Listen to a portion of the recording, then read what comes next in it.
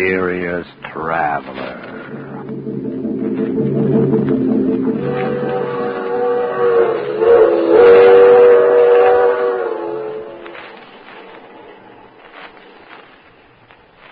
This is the mysterious traveler, inviting you to join me on another journey into the realm of the strange and terrifying.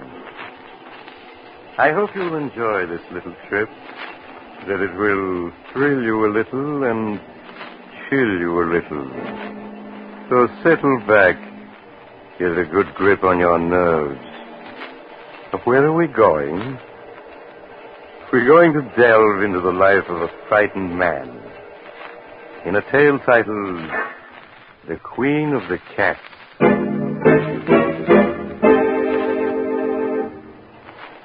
Some years ago, when I was practicing medicine, I was called upon by a young girl of 22 or so. As she was shown into my office, I could see that she was having a difficult time suppressing her agitation. Her lips trembled as she spoke. Dr. Smith, my name is Jane Elliott. I have an appointment with you. Yes, Miss Elliott. Won't you be seated, please? Thank you. Now, what seems to be the trouble, Miss Elliott? You're trembling. You don't look well at all. I'm not ill, Doctor. It's Chris. Chris Arnold, my fiancé. Oh, Doctor, you've got to help him. If you don't, something terrible will happen. Well, I'll do everything I can, Miss Elliott. Now, tell me what's wrong. I don't know what's wrong. All I know is that Chris is frightened. He's in deadly fear of something. Has he told you what it is that frightens him? No, I've questioned him countless times, but he refuses to tell me. I see. Where is your fiancé now? At his home, Brookfield Manor. Oh, Doctor, I know it's late, but won't you come with me and see Chris? He needs help desperately. There, Miss Elliott. You mustn't cry. Of course I'll come with you. And I'll do what I can.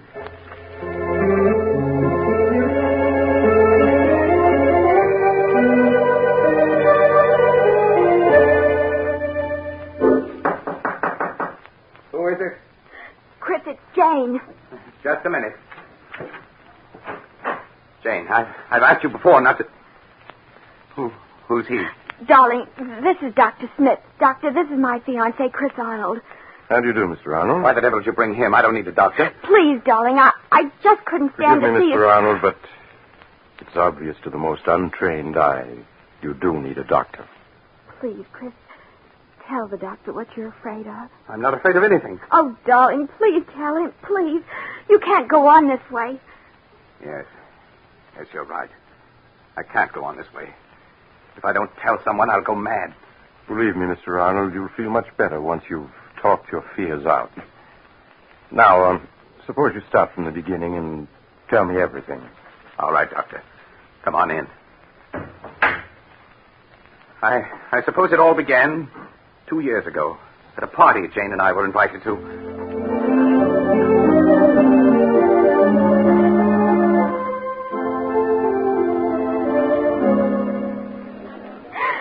Oh, Chris, isn't this a wonderful party? The only thing wonderful about it is you. Oh, Chris, people are watching. Fine thing when a man can't kiss his best girl in public. What's this generation coming to, anyway? At Tyndall School, we were taught a young lady never kisses a man in public. Miss Tyndall is setting romance back 50 years. Who are you looking for, anyway? Rana Farouk, my roommate at Miss Tyndall's. Oh, yes, she's the Egyptian girl you were telling me about. Yes, I want you to meet her. Only you better not fall in love with her as every other man does. Sounds as though she's a second Cleopatra. Men just can't seem to be able to resist her. Well, I'm curious to see this siren of the Nile. Oh, there she is, Chris. Come on. So that's Rana. No wonder men can't resist her. Hello, Jane. I've missed you. Rana, this is Chris Arnold. Chris, this is Rana Farouk. Hello, Chris. Hello, Rana. Oh, look, there's Miss Tyndall waving to me. Excuse me, won't you? Of course, Jane. I'll be back in a minute. You know, Chris, at Miss Tyndall's, the first thing I'd see in the morning when I got up, and the last thing before I went to bed was your picture. And I always knew that someday we should meet. And now we have. Why are you staring at me like that? Aren't you going to say anything? I prefer just to look.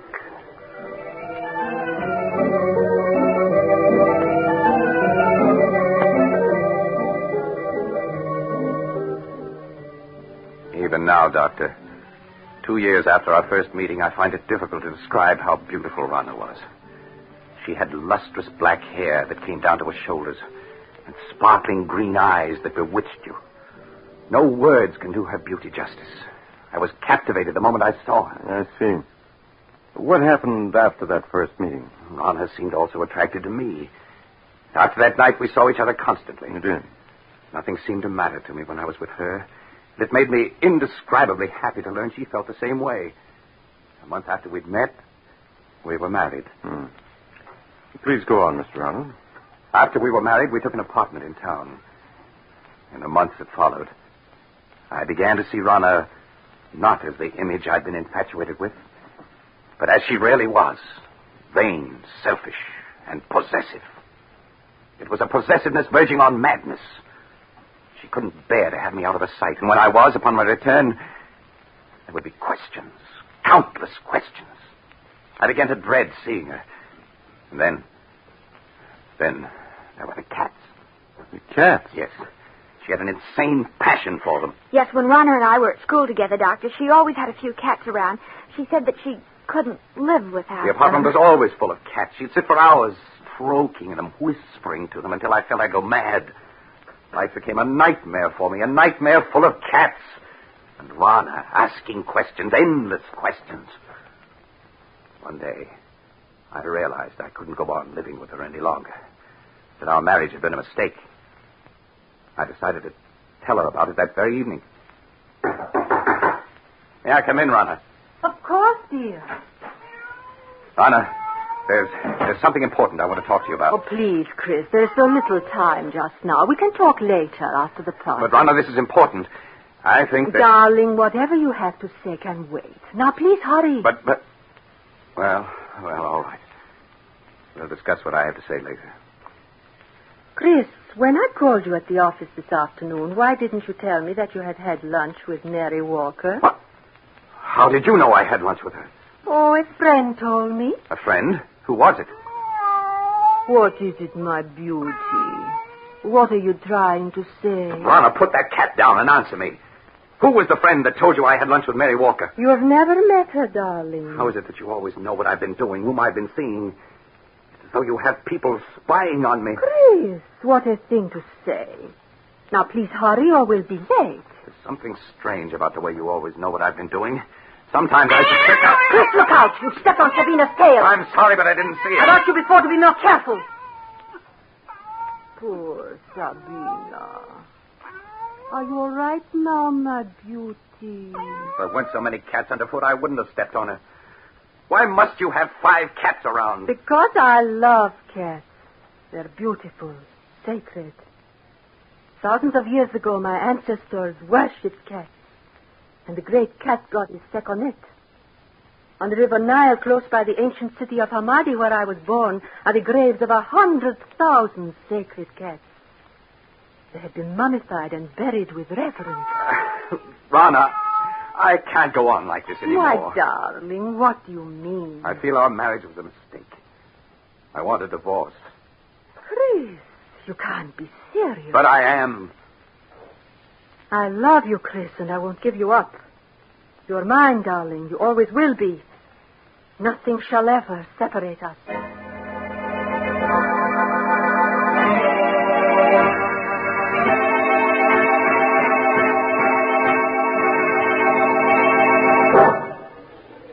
Would you care for a cocktail, sir?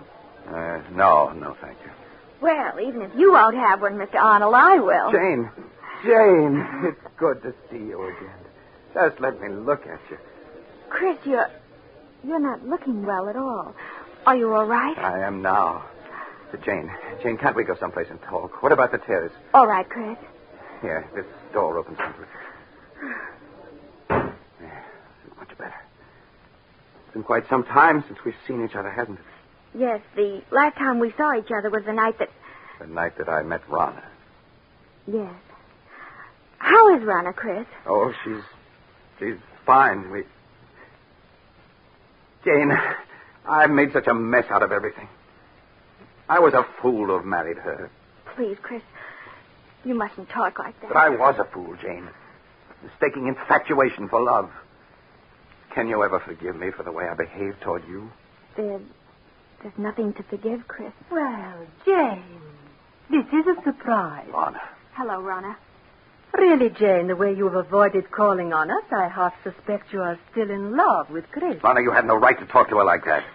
Please, Chris, I'm afraid I'll have to be leaving. It's getting quite late. Good night. Good night, Jane. I hope I didn't interrupt anything by coming out here so unexpectedly, Chris. Yes, Rana, you did. I was about to tell Jane that I love her, and that I always will. I suppose that's why you asked me for a divorce. You've been secretly seeing her. Secretly seeing her? Is it possible for me to see anyone or do anything secretly without your knowing about it? No, you are quite right. It is not possible. I know everything you do. So I would forget Jane if I were you. Rana, how can you possibly want me? Knowing how I feel about Jane. You've got to give me a divorce. I'll never give you a divorce. Never. You hear? You're mine. You always will be. Yes? Well, what's to prevent me from leaving you? Wherever you go, Chris, I'll follow. If I can't have you, no one else ever will. Remember, Chris, you're mine. You always will be.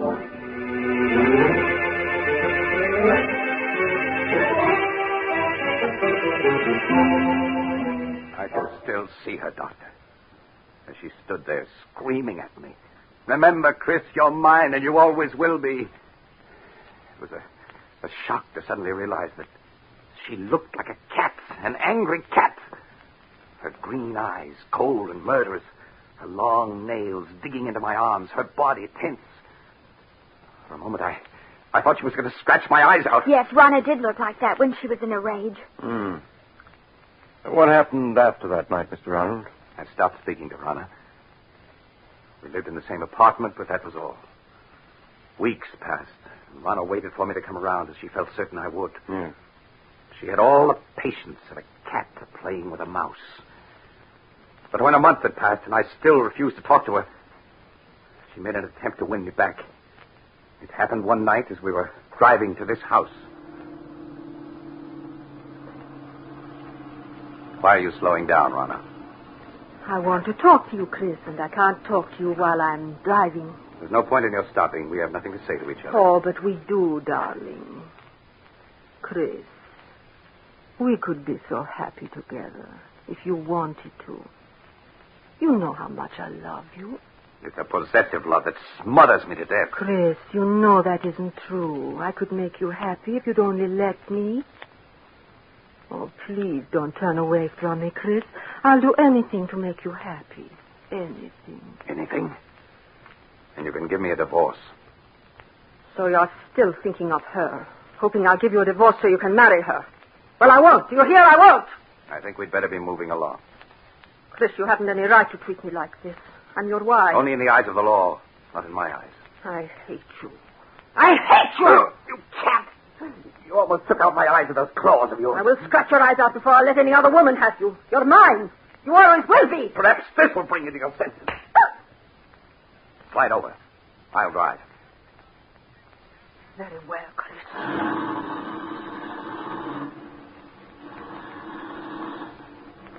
You think you've beaten me, Chris. But you haven't. In the end, you'll come crawling to me. It may take a year, 2 years, 5 years. But I can wait. I'll never come crawling to you. Never. But you will, Chris. Jane knows I'll never give you your freedom. In time, she'll marry. And when she does, all the heart will be gone out of you. Then you'll be mine. That'll never happen. But it will, Chris. Deep down in your heart, you know I'm right. Jane will never be yours. I'll see to that. You have everything planned perfectly, Rana, don't you? But I have one way of escape from you that you've never thought of. Really? And what way is that?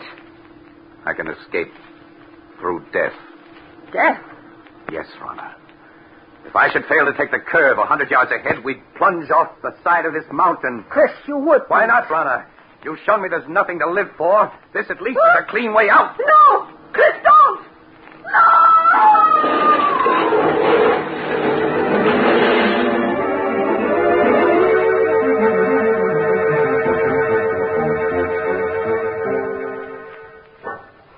When I drove the car over the side of the mountain, Doctor, I thought Rana and I were going to our deaths. But fate decreed otherwise.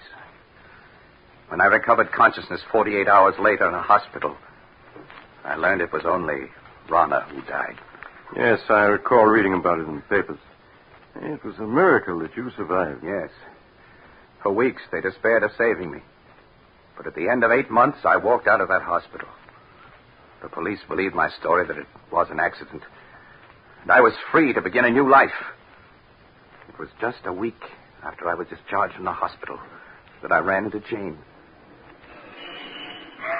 Chris! Oh, Chris, it's you. Jamie, you always seem to pop up just when I need you most. Chris, you look so much older. Are you all right? Well, my heart isn't any too good, but otherwise I'm fine. And seeing you again is just what I need to put me on my feet. These past months must have been so difficult for you.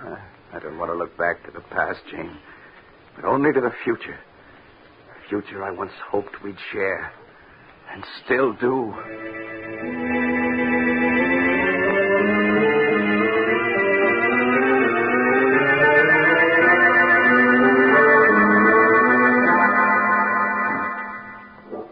Months ago, Doctor, Jane and I became engaged. It was just about that time that I first began to notice that everywhere I went, there always seemed to be a cat following me.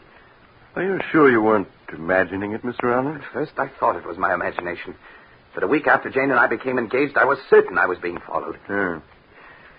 Tell me, Mr. Arnold, was it always the same cat that followed you? No.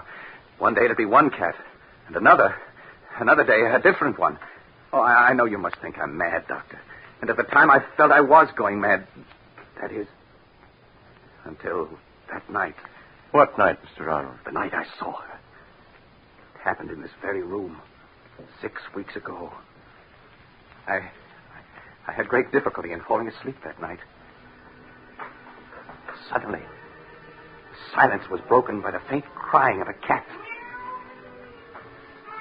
The crying grew louder and louder. I lay in the darkness listening, realizing that the cat crying was real, living, in my room. I could feel my heart pounding as I sat up in bed and looked about my darkened room. And then suddenly I saw her. 2 burning green eyes in the darkness. There was no mistaking those eyes. They were Rana's. I stared into those eyes for what seemed like hours. Then, as though listening to a stranger's voice, I heard myself speak. Rana. It is you, Rana, isn't it? Yes. I'd recognize those green eyes anywhere. So you've come back, and in a form I've always thought of you, as a cat. I know why you've come back. It's because of Jane. You always said that if you couldn't have me, no one else could. I was yours. And always would be. Well, you're wrong, do you hear? Jane and I are going to be married. You came between us once, but you aren't going to this time. I will marry you, and there's nothing you can do to stop me. You fiend! Trying to scratch my eyes out. Well, we'll see about that. There. Perhaps that'll show you that nothing you can do will stop me from marrying her. I know that all those cats that were following me, spying on me, were doing so under your orders. You're the queen of the cats! Yes, I should have known. No wonder you always knew where I'd been, who I'd seen. You had your cats spying on me even then. Well, even if you are the queen of the cats, you can't prevent me from marrying Jane. Perhaps a bullet between those green eyes of yours is what's needed.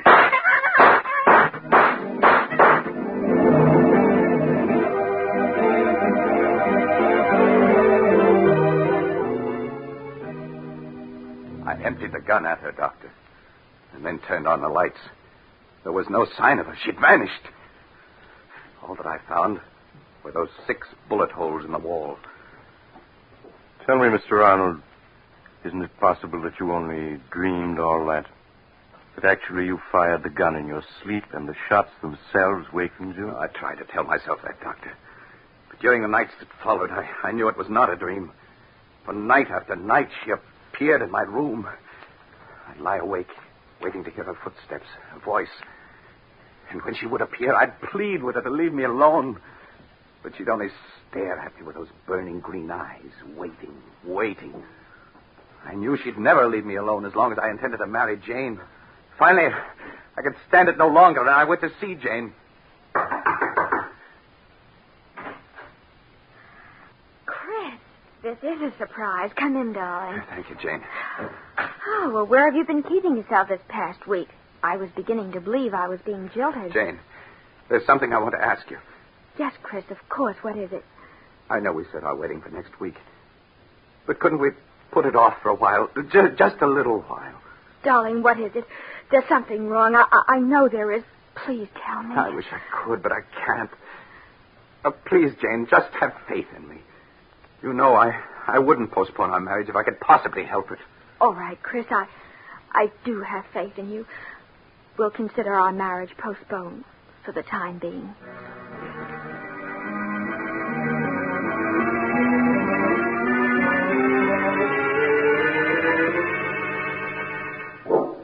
The night I put off my marriage to Jane, Doctor, was the first night that Rana didn't appear. And the first night in a week that I'd been able to sleep. You think, Mr. Ronald, that she didn't appear again because you would postpone your marriage to Jane? I know it. Weeks went by, weeks in which I was able to sleep soundly without being awakened by her. I came to think that perhaps it had all been part of a horrible nightmare, and that I was over it at last. A week ago, I asked Jane to set the date for our wedding. She did so. And that same day, we took out a marriage license. But that night, she appeared again. Her eyes shining in the dark, cold and murderous.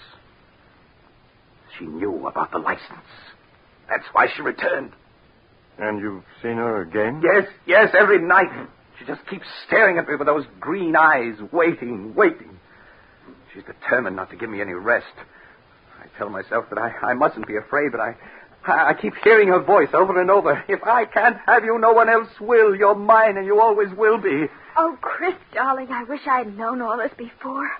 You feel, Mr. Arnold, that somehow she'll prevent you from marrying Jane, huh? I know I sound mad, but I do. I have a feeling something horrible will happen if I attempt to marry her. Do you still have the marriage license? Yes. Why do you ask? Mr. Arnold, you've reached a crisis in your life. You're faced with fears that are threatening to overwhelm your sanity. The only way for you to challenge your fears is to go through with your marriage to Jane now, tonight. Tonight? Yes. It's quite late, but I'm sure a friend of mine who's a judge will marry you. You get married tonight? If you hesitate, you're lost. Your only chance is to face your fears. All right, Doctor. All right. Jane, will you marry me tonight? Oh, yes, Chris. Yes.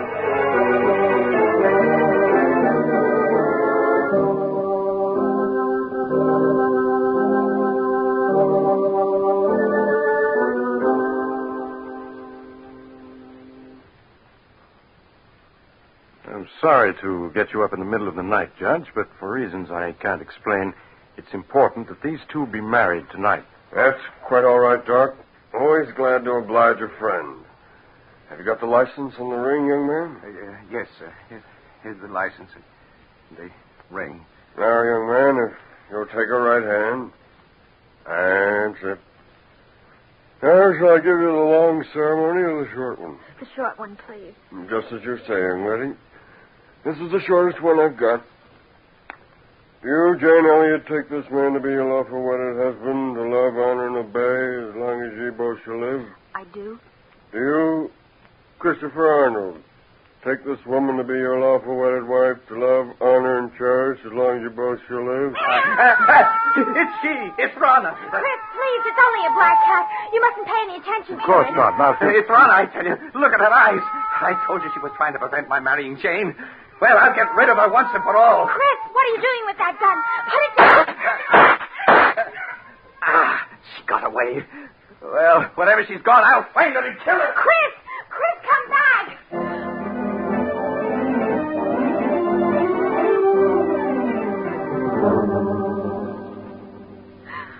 Oh, Doctor, where can he be? Now, Jane, he can't be far off. We'll find him. Oh, Listen. Doctor, that must be Chris firing that gun. Come on. Those shots came from close by. Hurry! Hurry! We better take it easy now, Doc. It's pretty dark out here. Wait a moment, and I'll light my cigarette lighter. Doc! Look, a dead cat! Yes. It was shot through the head. Say, look. Here's another one that's been shot to death. Neither one of them is the black cat. Say, Doc, isn't that a body over there? Chris! No, Jane, you stay with the judge while I look. All right, Doctor. There, miss. You mustn't cry. This never would have happened if I hadn't agreed to bury him. He was afraid.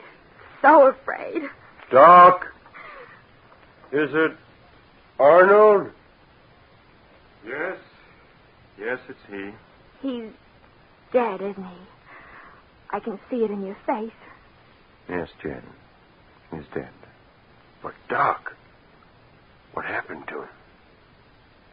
He's been clawed to bits, as if by hundreds of cats. And most horrible of all, his eyes have been scratched out.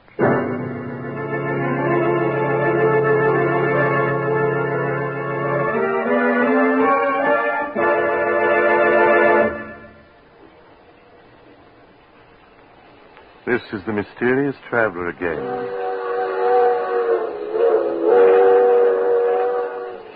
Have you enjoyed our little trip into the life, or should I say, death of a frightened man? Strangely enough, 2 days later, at Chris Arnold's funeral, just as the coffin was being lowered into the grave, the mourners suddenly noticed a black cat with green eyes sitting on the edge of the grave, quietly licking its paws. By the way, I trust you haven't a cat in your home, particularly a black one. I once knew a woman, she's dead now, who had a... Oh, you're getting off at the next stop, huh? I'm sorry. Perhaps you'll join me again soon. I take this same train every week at the same time.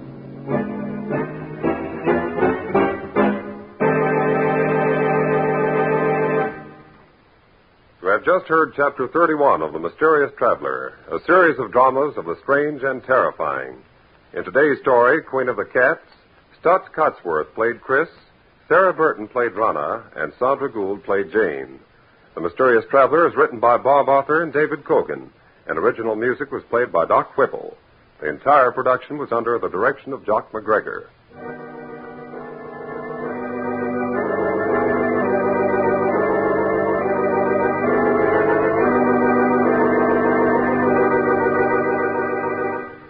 Listen next week to a tale titled Broadway, Here I Come. Another Tale of the Mysterious Traveler.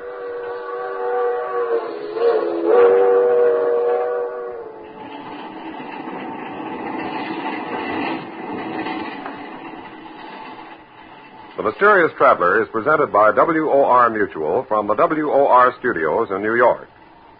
It is presented over most of these stations every Sunday afternoon at 3:30.